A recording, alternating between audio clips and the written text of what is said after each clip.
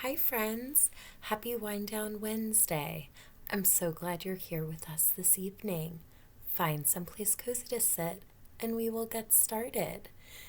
In class, we have been learning about traditions. A tradition is a handing down or passing down of information or a belief or a way of life from people who are older to people that are younger. And normally traditions occur in families. Some students in class presented on traditions that they have with their family. We learned about a tradition that a student does with his family every couple of years. It's a tradition for them to visit Disney. Another student shared with us about the tradition of making butter cookies with his mom, and we got to taste them. Another student shared with us the traditions that he does with his family to celebrate Christmas. And included in that celebration was making some traditional Polish pierogies.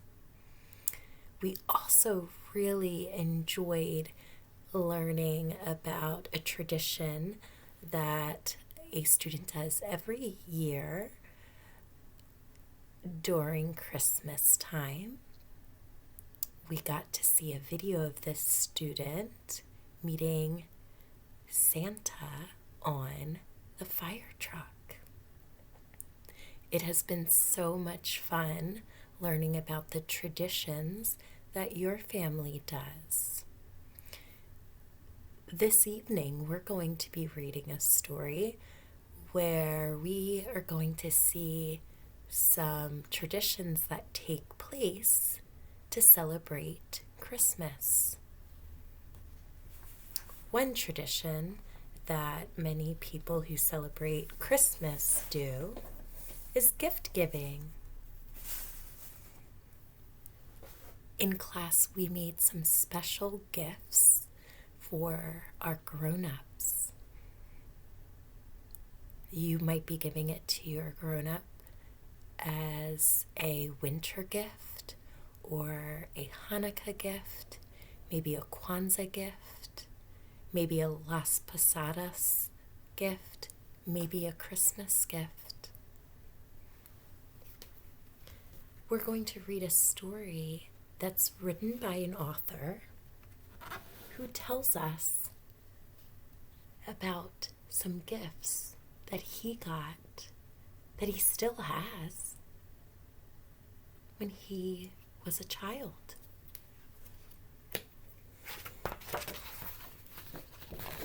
The author and illustrator is David McPhail. David McPhail still has his favorite Christmas presents from his childhood: a well-used baseball glove, a teddy bear, and an electric train set. He now lives in Newburyport, Massachusetts, in the same house where he grew up and celebrated the holidays as a child. There are many traditions that are connected to holidays. There are also many traditions that people do that aren't connected to a holiday. For example, one student shared with us that it's a tradition in their family to go to Cape Cod every year and visit with family. An award-winning author and illustrator, David McPhail, has created more than 40 picture books, including the sequel to this book, Edward and the Pirates, first flight, which the New York Times praised as hilarious and helpful at the same time. The Party and Lost, which was chosen as an American bookseller pick of the lists. If you really enjoy the book we read this evening, titled Santa's Book of Names, then you might also like one of these books. Santa's Book of Names by David McPhail features Edward from Edward and the Pirates. Edward is one of the characters in the book.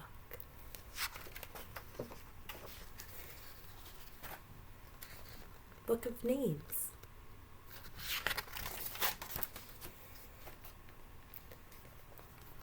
Santa's Book of Names.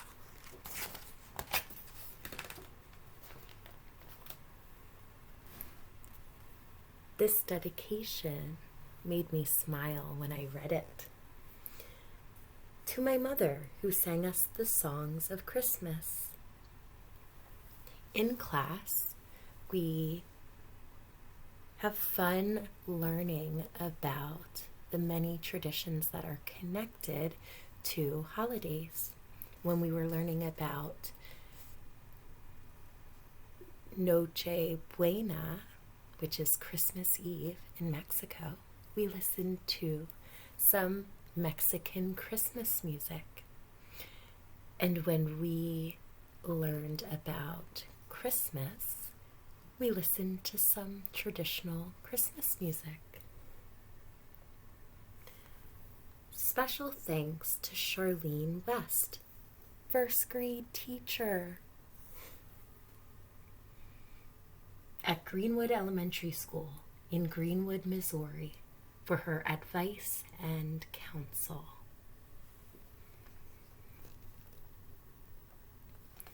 Edward was good at numbers. He could count all the way to 50. Can you count all the way to 50? You could count by ones or count by tens. He could recite the alphabet and knew the names of most of the dinosaurs. But when he opened a book and tried to read it, he just couldn't yet. Edward's teacher was concerned. She sent a note home, wondering about what the problem could be. No tests to figure out what the problem could be is what Edward's mother wrote back to Edward's teacher. Patience.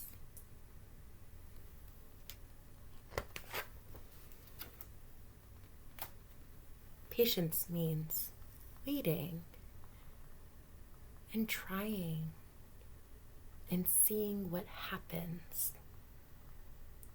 when he continues to persist.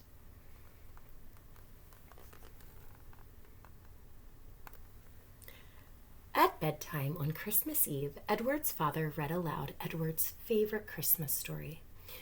In the story, Santa Claus delivers presents to boys and girls around the world. How does Santa Claus remember the names of all the boys and girls he gives presents to? Edward asked when his father had finished. And where they live? And what toys to bring them? He must have a good memory, said Edward's father. Or maybe he has it all written down in a book, said Edward's mother as she came in to say good night.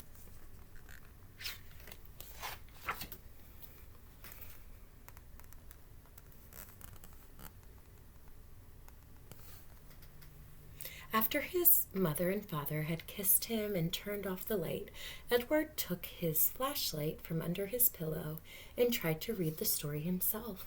He wanted more than anything to be able to read, and he almost could. Almost, but not quite. Just as he turned the last page, Edward heard a noise. He sat up and listened. What's your prediction? What's your guess using the clues about what that sound could be? You can use the sentence starter. I predict that the sound is... Let's see. He sat up and listened. Yes, there it was again. Edward slid out of bed and tiptoed downstairs. When he peeked into the living room, he saw that his stocking was filled and that there were presents under the tree. It's a tradition in many families who celebrate Christmas to hang stockings from the fireplace and decorate a tree. Put your thumb up if your family does that tradition. Santa had come and gone, and Edward had missed him. Then Edward noticed something else, something lying on the floor right in front of the fireplace. It was a book.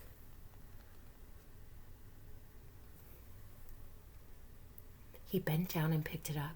The book was thick and heavy and probably very old, for the cover was worn and the pages were tattered. Santa must have dropped it, Edward suddenly realized.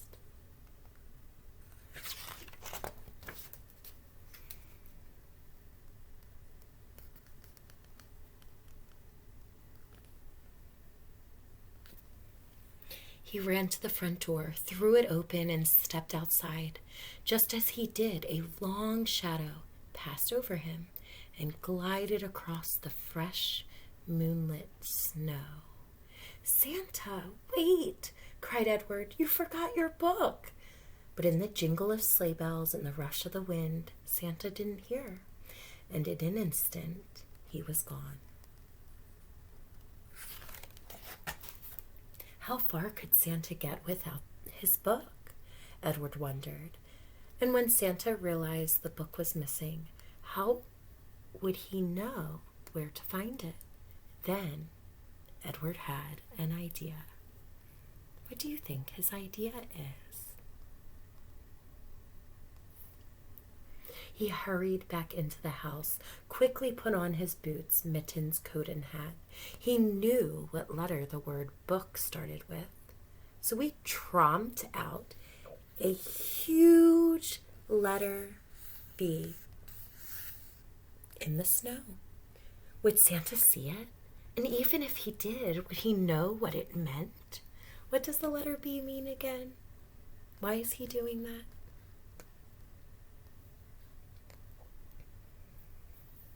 Then Edward heard the sound of sleigh bells growing closer. He looked up. High overhead, Santa's sleigh appeared. It circled once, then went into a steep dive, gliding to a stop right beside Edward. "Hello, Edward. I see that you found my book," said Santa, who looked very much like the Santa in Edward's storybook, except that his nose wasn't round. It was pointed. "That book contains the names and addresses of all the children in the world," Santa explained. "Most of them I know by heart, but I can't always remember which present to leave. That's why I need my book." Edward held the book out to Santa. "Thank you, Edward," said Santa, and he gently patted Edward's shoulder. "It would be a big help if you would come along and read it to me when I forget something." Ride with Santa in his sleigh? Edward couldn't believe his ears. He stared down at the glistening snow. I can't help you, Santa, he stammered. "I can't read yet."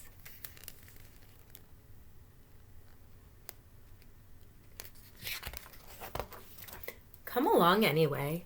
You can hold the book open so the pages don't blow," said Santa. "I promise I'll have you back before dawn." Edward smiled. "Okay," he said. He's taking a responsible risk.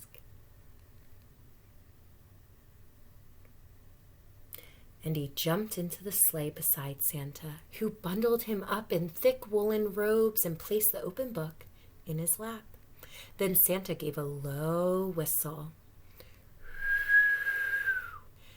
and the reindeer lunged forward, lifting the sleigh into the crisp, clear air. From rooftop to rooftop they went. At each stop, Santa would disappear down the chimney with a small bag full of toys.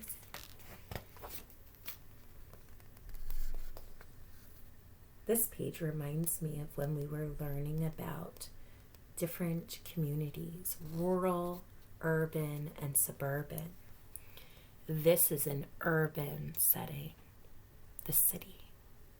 Presently, they came to a great city. Skyscrapers, dark and silent, loomed around and above them as Santa made his way from one apartment house to the next. 1 million children must live in this city, thought Edward, and Santa delivers toys to every one of them. How he did it, Edward couldn't say. Does time slow down, he wondered, or even stop on Christmas Eve while Santa goes about his work? On they went to other cities and to every town and village in between. I'll go wherever there's a child, Santa said. All this time Edward had been holding the book and turning the pages so that Santa, his glasses balanced on the end of his nose, could glance over and read what was written beside each name. He read aloud: Pablo Lopez, paint set, and Lucy Wells, baseball mitt, as Edward followed along. They were crossing a vast or large ocean. Skimming above the waves when a huge seabird flew in front of them.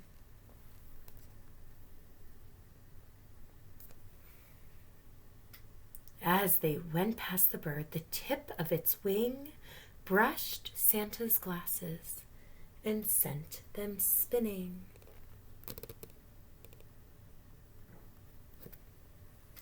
Down, down, the glasses fell until, with a faint splash, just a very little splash, it didn't make much of a sound, they entered the dark sea and disappeared. "Oh dear," Santa exclaimed. "Now I really need your help. Edward, do you think you can read the words to me?" Edward knew Santa was counting on him. "I'll try," he said. Let's raise the roof for Edward. He's really persisting. "Good," said Santa. "I was up to the 7th name on that page. Ben Hill." Edward counted down the page to number 7. Beside the name was a word that looked familiar to him. Ba,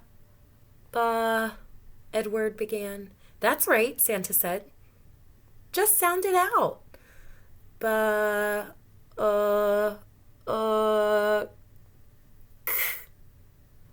said Edward. "Book! A book it is, then," declared Santa as he landed the sleigh and stepped out. "What's next, Edward?" Santa asked upon his return. Edward looked up at Santa. Doll?" he said proudly. After that, Edward continued to read the words to Santa, and while Santa was delivering one present, Edward was getting another one ready to go. Well, they're really thinking interdependently. Finally, they were finished. Edward closed the book of names and placed it on the seat beside him as Santa emerged from the last chimney and took one final present from his bag. It was a book. "Merry Christmas," said Santa as he handed the book to Edward.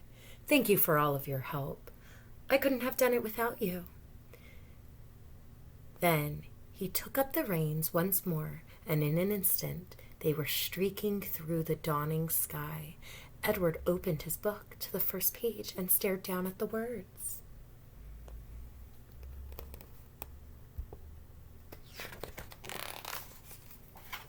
He must have fallen asleep on the way home, because the next thing he knew, his mother was gently shaking him and softly calling his name. "Merry Christmas, Edward," she whispered. "Time to wake up and see what Santa Claus brought you." Edward opened his eyes. He was lying on the sofa in front of the fireplace. "Look at what Santa left you," said Edward's father as he bent down and picked up a book. "Would you like me to read it to you?" Edward smiled. "No, thanks, Dad," he replied. "Let me read it to you." And he did. I loved reading this book with you this evening. We got to see many traditions throughout the story, and I really loved learning about traditions that take place to celebrate many holidays. And I can't wait to see you tomorrow, where we will celebrate winter during our class party. Have a great night. I'll see you in the morning. Bye.